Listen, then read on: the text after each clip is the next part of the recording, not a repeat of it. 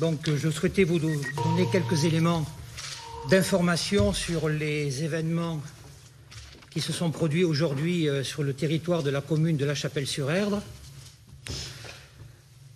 Aux alentours de 10h20, un individu s'est présenté dans les locaux de la police municipale de La Chapelle-sur-Erdre, indiquant qu'il avait un problème de véhicule à régler. Il est entré dans les lieux et il a été reçu par une policière municipale. Très rapidement, il s'est jeté sur cette personne et lui a porté plusieurs coups de couteau, la blessant à la main et la blessant aux jambes. Cette personne est aujourd'hui hospitalisée, elle est sérieusement blessée, mais il semblerait que son état vital ne soit pas engagé. Cette victime étant au sol, il a profité pour lui voler, pour lui subtiliser son arme de service, qui était un revolver pouvant tirer 6 coups. Dans une deuxième phase, il y a 2 personnes qui se trouvaient à l'étage, qui ont entendu le bruit de l'agression et qui sont descendues, qui se sont retrouvées nez à nez avec l'agresseur et qui ont tenté de le maîtriser. À ce moment-là, l'individu les a menacés avec le couteau et l'arme de poing, le pistolet qu'il avait subtilisé à la victime. En quittant les lieux, en quittant les locaux de la police municipale de La Chapelle-sur-Erdre, il va croiser un second policier municipal qui va tenter de le maîtriser et il va lui porter un coup de couteau qui va être bloqué par le gilet pare-balles que portait ce policier municipal et la lame du couteau d'ailleurs va se casser, va se briser. Il va quitter les lieux ensuite en montant dans un véhicule qui se trouvait à proximité et quelques centaines de mètres plus loin, il va accidenter son véhicule, il va partir dans le décor et les gendarmes vont retrouver très rapidement ce véhicule accidenté au bord de la route, vide, l'individu ayant pris la fuite, s'étant échappé à pied. À partir de là, une enquête judiciaire va être ouverte, elle va être confiée à la section de recherche qui est représentée ici à ma gauche par le colonel Pérez. Et bien sûr, les gendarmes vont mobiliser un très important dispositif pour pourchasser cet individu et tenter de l'interpeller, puisqu'on savait à ce moment-là que nous avions affaire à un individu dangereux qui venait de commettre une agression violente et dont on savait aussi qu'il était armé, puisqu'il était en possession de l'arme subtilisée à la policière municipale. Je laisserai le général Laurent, qui est le commandant en second de la région des Pays de la Loire, de la région de gendarmerie des Pays de la Loire, vous décrire le très important dispositif de gendarmerie qui a été mobilisé. Ce que l'on sait maintenant, c'est qu'en réalité, cet individu, dans sa fuite, va se réfugier dans un logement privé, ceci aux environs de 10h40. Alors, logement privé qui se trouve derrière la brigade de gendarmerie de La Chapelle-sur-Erdre. Alors, un point de précision quand même sur la configuration des lieux pour qu'on comprenne bien ce qui va se passer. Il y a donc l'emprise territoriale de la gendarmerie de La Chapelle-sur-Erdre et derrière la brigade, à une trentaine de mètres derrière, il y a une zone d'habitation privée composée de petits immeubles qui sont habités par des particuliers. Et cet individu, en fuite, va pénétrer dans un appartement qui est occupé par une jeune femme et il va la séquestrer pendant environ 2h30, jusqu'à à peu près 13h, 13h10. À 13h10, il va se mettre sur le balcon et il va apercevoir devant lui l'enceinte de la gendarmerie de La Chapelle-sur-Erdre qui est protégée par les gendarmes. Les gendarmes ont mis en place un dispositif de sécurité et il y a des gendarmes en faction tout autour de la gendarmerie qui assurent la sécurisation des lieux. Et cet individu, depuis le balcon de l'appartement de cette jeune fille, va commencer à ouvrir le feu sur les gendarmes. On ne connaît pas encore exactement le nombre de coups de feu qu'il a pu tirer. On estime que c'est à peu près 2 coups de feu, puisqu'on sait qu'en définitive, au final, il va tirer les 6 balles que contient son arme. Les gendarmes vont répliquer, alors qu'ils se trouvent sur le balcon, ils vont faire un tir de riposte. Bon, ce que l'on sait à peu près avec certitude à ce stade, c'est que sur cette première phase d'échange de coups de feu, il n'y a pas de blessés. Lui-même n'est pas blessé et les gendarmes sur qui il a tiré ne sont pas blessés. Il va ensuite rentrer dans l'appartement, il va le traverser, il va sortir de l'appartement pour regagner un escalier extérieur, il va descendre et ensuite il va enjamber le mur d'enceinte de cette résidence privée pour se retrouver dans un champ qui est un champ qui jouxte la gendarmerie de La Chapelle-sur-Erdre. Et à ce moment-là, nous avons une scène que l'on connaît à peu près bien dans ses détails, puisqu'il se trouve que l'hélicoptère de la gendarmerie qui se trouvait en surplomb a pu filmer la scène.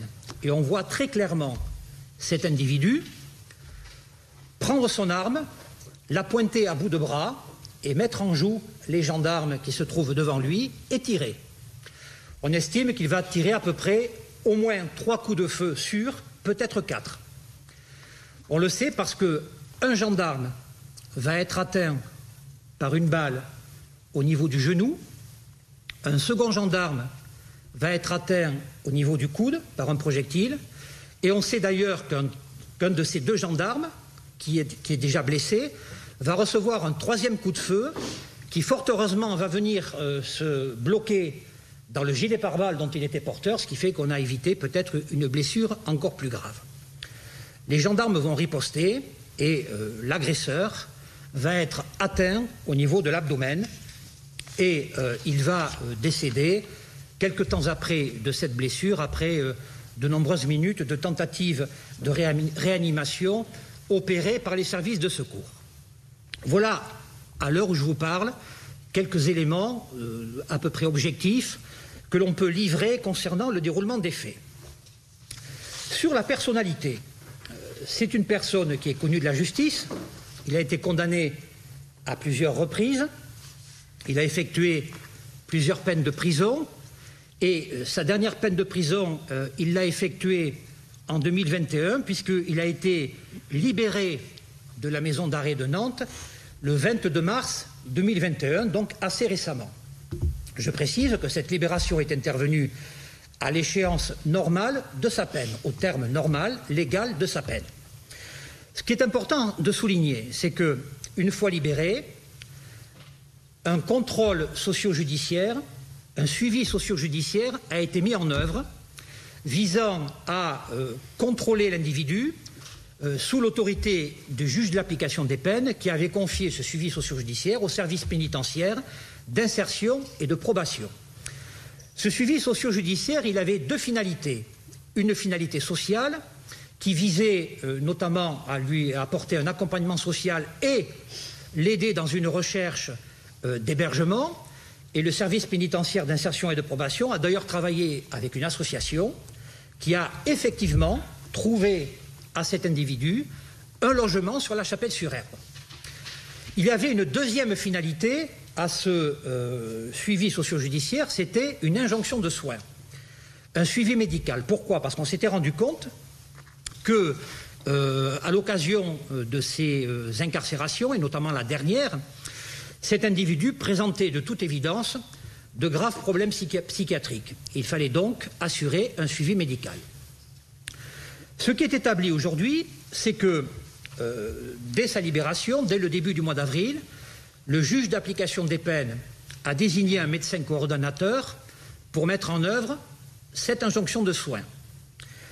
Cet individu a été reçu par les conseillers pénitentiaires d'insertion et de probation le 30 mars, le 30 avril, le 14 mai et la prochaine convocation était d'ailleurs fixée le 8 juin. À l'occasion de ces contrôles, il a été établi que cet individu participait activement au suivi judiciaire, il collaborait parfaitement aux mesures judiciaires et aux obligations qui lui étaient prescrites, et aussi qu'il suivait scrupuleusement les soins qui lui étaient imposés dans le cadre de l'injonction de soins. Donc il y a eu un suivi post-peine par le juge d'application des peines et le service pénitentiaire d'insertion et de probation qui me paraît tout à fait satisfaisant. Il y a un dernier point qui reste à trancher, qui reste en suspens dans cette affaire, qui n'est pas tranchée à l'heure où je vous parle, c'est la question de savoir si les faits criminels qui ont été commis par cet individu, qui donnent lieu à l'ouverture d'une enquête confiée à la section de recherche pour tentative de meurtre sur la policière municipale, séquestration sur la jeune femme qui a été séquestrée pendant 2h30 à son domicile, et ensuite tentative de meurtre sur les militaires de la gendarmerie. Cette enquête criminelle confiée à l'ASR est aujourd'hui supervisée et dirigée par le parquet de Nantes. La question qui reste en suspens, c'est celle de savoir si ces faits criminels qui font l'objet de cette enquête ont été commis dans un contexte de radicalisation, s'ils sont susceptibles de recevoir une qualification pénale en lien avec le terrorisme, et si, par voie de conséquence, le parquet, le procureur de la République antiterroriste de Paris doit être saisi, doit retenir sa compétence pour suivre cette enquête. Ce que je peux vous dire, c'est que nous sommes restés toute la journée, je suis resté toute la journée en contact étroit avec l'équipe du procureur de la République antiterroriste, et nous leur communiquons, au fur et à mesure qu'ils nous parviennent, tous les éléments de l'enquête, tous les éléments importants de l'enquête. Ce soir, après une première analyse commune avec le procureur antiterroriste, il a été décidé que le parquet de Nantes continuait à diriger l'enquête actuellement confiée à la section de recherche de gendarmerie. Mais ce qu'il faut bien comprendre, c'est que cette situation est susceptible d'évoluer en fonction des éléments nouveaux d'enquête qui pourront être apportés dans les jours qui viennent, et en fonction d'une nouvelle analyse, d'une analyse actualisée qui pourrait être faite par le procureur de la République antiterroriste. En effet, il y a des éléments importants dont nous avons besoin pour apprécier les contours de cette affaire qui ne sont pas actuellement en notre possession. Ainsi, par exemple, nous n'avons pas la déposition, à l'heure où je vous parle, de la policière municipale qui a été agressée, parce que son état de santé ne permet pas de recueillir sa déposition par les enquêteurs de la gendarmerie. De même, nous n'avons pas le témoignage de cette jeune femme qui a été séquestrée pendant 2h30. Il faut bien comprendre que cette jeune femme, elle a eu un huis clos de 2h30 avec cet agresseur. Il est donc important pour nous de savoir quel a été son comportement et quels sont éventuellement les propos qu'il a pu tenir. Cette jeune femme est profondément choquée, on peut le comprendre. Elle a été hospitalisée et son état de santé ne permet pas de procéder à son audition. Ce sont des actes d'enquête qui interviendront demain ou dans les jours prochains en fonction du feu vert, de l'accord que nous donneront les médecins. Il y a aussi, par exemple, un autre élément important qui est que dans la perquisition qui a été réalisée au domicile de l'agresseur, les gendarmes ont découvert un certain nombre de supports numériques, une tablette, clé USB, etc., qui sont en cours d'exploitation, donc on n'en connaît pas le contenu. Donc voyez qu'il y a un certain nombre d'éléments d'information précieux qui ne sont pas encore en notre possession, qui n'ont pas encore été communiqués au procureur de la République antiterroriste, et donc, dans les jours prochains, éventuellement, une nouvelle analyse sera réalisée pour déterminer si, oui ou non, en fonction de ces éléments nouveaux, le procureur de la République antiterroriste décide ou non de retenir sa compétence. Donc les choses sont susceptibles d'évoluer. Voilà, mesdames et messieurs de la presse, ce que je voulais vous dire sur cette affaire, sur des éléments objectifs. Nous sommes encore dans une relation de très grande proximité avec ces faits. L'enquête démarre, la section de recherche mobilise de gros moyens pour que les investigations soient conduites avec la plus grande diligence, mais encore une fois, des éléments importants seront certainement recueillis dans les jours qui viennent. Je vous ai communiqué les éléments que l'on peut considérer comme objectifs et acquis à l'heure où je vous parle. Les autres éléments qui pourraient vous intéresser, pour l'instant, ils ne sont pas en ma possession, et c'est la raison pour laquelle, pour ce qui concerne ma communication judiciaire, je souhaite en rester là pour l'instant. Je vais céder bien volontiers la parole au général Laurent, qui est le commandant en second de la région de gendarmerie des Pays de la Loire, qui va vous parler du travail de la gendarmerie, qu'il me soit permis quand même de tenir un petit propos en tant que procureur de la République, soucieux, bien sûr, du sort des victimes et notamment du sort des représentants de la force publique qui s'impliquent au péril de leur vie dans les actions judiciaires, dans les enquêtes judiciaires. Je tenais à saluer le courage de ces gendarmes qui se sont exposés au péril de leur vie pour, dans le cadre d'une enquête judiciaire, tenter d'interpeller un individu criminel qui avait commis des actes d'agression très graves et qui aurait pu continuer à commettre des actes d'agression très graves, sachant qu'il était armé, il pouvait continuer à compromettre et mettre en péril la sécurité de nos concitoyens. Et donc je tenais à rendre hommage au courage exemplaire de ces militaires de la gendarmerie. Mon général, je vous souhaite cède bien volontiers la parole si vous souhaitez. Changer de place. Très bien. Allez, micro, d'accord. Merci, monsieur le procureur. Donc, il me revient de vous présenter le dispositif de la gendarmerie et notamment sa montée en puissance. Donc, à partir du moment où a été agressée la policière municipale, donc à 10h20, comme l'a dit monsieur le procureur, nous mettons en place immédiatement des moyens très conséquents. Donc, ont été engagées les compagnies de Nantes et de Rezé, notamment. Ont été engagées également plusieurs équipes cynophiles, 2 hélicoptères, l'antenne GIGN de Nantes, immédiatement également, ainsi qu'un escadron qui a été détourné, qui était sur place, qui était dans le département, qui a été détourné de sa mission pour venir tout de suite nous apporter son concours. Au total, à 11h45, il y avait 250 militaires sur le terrain à la recherche de cet individu. Le dispositif qui a été mis en place, c'était un double bouclage en fait dès le départ, puisqu'on a encagé très largement la localité de la Chapelle-sur-Erdre, et il y avait un deuxième bouclage un petit peu plus réduit et plus renforcé à l'intérieur de ce premier bouclage, qui lui prenait en compte à la fois la brigade où on avait installé notre PC et également le logement, le domicile d'individus que l'on recherchait, puisqu'à ce moment-là on savait qu'il habitait là. Très rapidement également, on a décidé de confiner la population et notamment les enfants dans les écoles, puisque notre grande crainte c'était la prise d'otages et la tuerie de masse dans une école ou dans un magasin. Par la suite, donc, on attendait d'autres moyens qui sont arrivés après qu'on ait neutralisé l'individu en question. Il y avait notamment le GIGN central, le GIGN de Paris, qui était en train de descendre, qui est arrivé à peu près au moment où on neutralisait l'individu. D'autres équipes cynophiles qui venaient d'autres départements de la région, des moyens drones et d'autres hélicoptères, des hélicoptères lourds du GIGN, ainsi que des négociateurs au cas où on en aurait eu besoin. Voilà.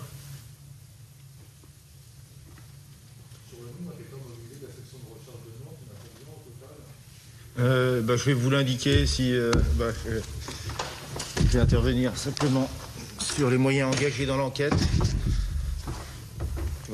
Colonel Pérez, donc je commande la section de recherche de Nantes. Effectivement, dès 11h, dès après information sur les faits constatés, nous avons engagé 12 enquêteurs de la section de recherche qui sont arrivés en complément des enquêteurs de la brigade de recherche de Nantes, de la compagnie de Nantes, qui étaient déjà sur place. Donc on a 25 enquêteurs qui sont mobilisés sur cette enquête. Par ailleurs, les constatations ont été faites par des personnels de la cellule d'identification criminelle. Ont été mobilisés donc les moyens des départements du groupement 44, donc Loire-Atlantique, mais également du Maine-et-Loire et de Vendée, qui sont venus en renfort au regard des différentes scènes de crime sur lesquelles des constatations devaient être effectuées. Les actes réalisés depuis, effectivement, ça consiste en audition, perquisition du domicile de l'auteur, également environnement de l'auteur, téléphonie, environnement numérique, exploitation de ce qui aura été saisi lors des perquisitions. Et nous bénéficions également, à partir de demain, du concours de moyens nationaux, notamment de l'Institut de recherche criminelle de la Gendarmerie nationale, qui est le cran le plus élevé en matière de police technique et scientifique pour la gendarmerie, qui viendront nous renforcer dans notre action, notamment en termes de balistique. Voilà pour les moyens engagés pour la section de recherche et puis qui continue actuellement sur le terrain à dérouler les investigations. Ce matin, vous avez pu déterminer très rapidement l'identité de l'agresseur? Alors on a pu la déterminer rapidement en exploitant le véhicule, la plaque d'immatriculation. Ça nous a permis assez rapidement de mettre une identité. Bon, on ne savait pas si celui qui utilisait la voiture était le propriétaire, mais il s'avère que c'était lui. Voilà.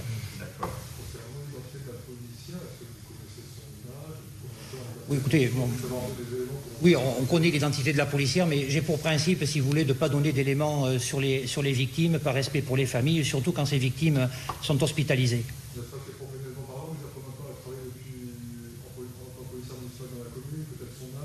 Non. Bon. Nous en saurons un peu plus quand son état de santé permettra de procéder à une audition et que les médecins nous diront que cela est possible. Il était dans un, pour bien comprendre, entre la police municipale et l'arrivée à la brigade, je ne sais pas, il y a à peu près 2 kilomètres, quelque chose comme ça. Oui.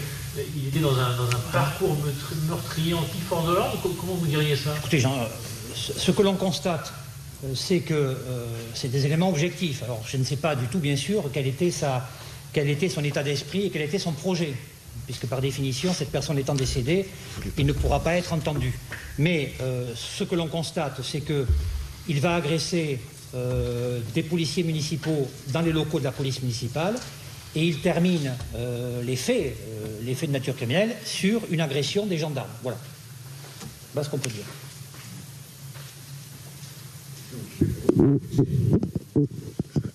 Voilà, écoutez, je pense on vous a dit l'essentiel, hein, encore une fois, voilà, on vous a dit l'essentiel. Donc, nous continuerons à vous tenir informés s'il y avait vraiment des éléments significatifs qui amenaient à donner à cette enquête une nouvelle orientation. Voilà, je vous remercie beaucoup. Merci.